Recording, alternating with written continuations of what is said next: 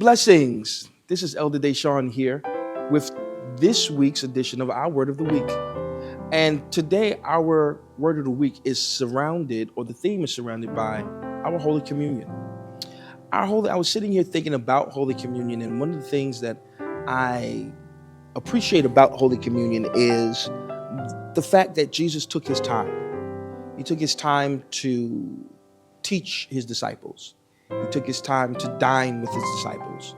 He took his time to commune and to be able to tell his disciples that what we are about to partake is something significant. And he breaks it down and he talks about the elements individually.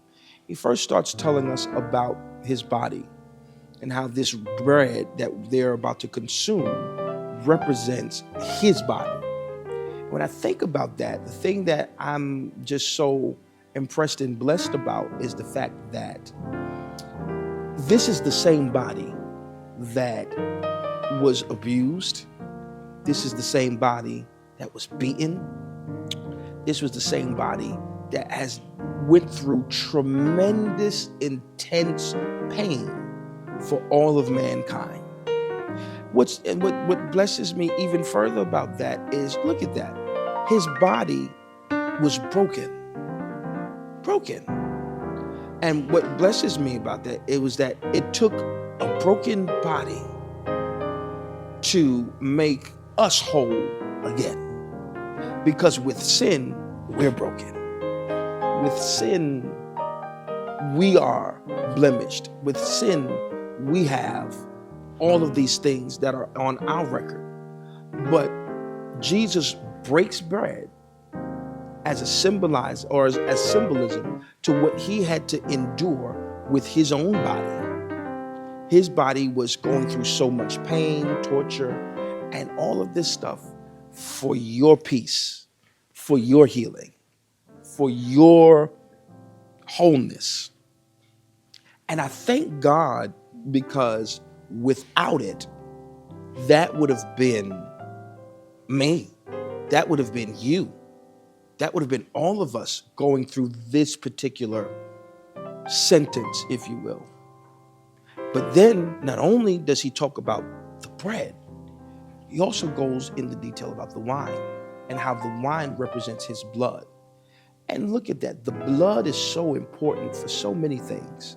One of the things that was interesting to me about the blood is that the blood really represents a cleanser in a sense. Because when sin was in the world, it left a stain that you can't just get off with just anything. It took a special kind of substance. You know, when you do laundry and you have dirty clothes and you put your Gain or your Tide in and it gets all the stains out of your clothes. Well, brothers and sisters, Gain and Tide wasn't the thing that cleansed us. What our cleansing material that we needed was Jesus Christ's blood. If his blood wasn't shed for you and I, we would still be unclean. We would still be blemishes. We would still have all of these things that would represent dirt and defeat.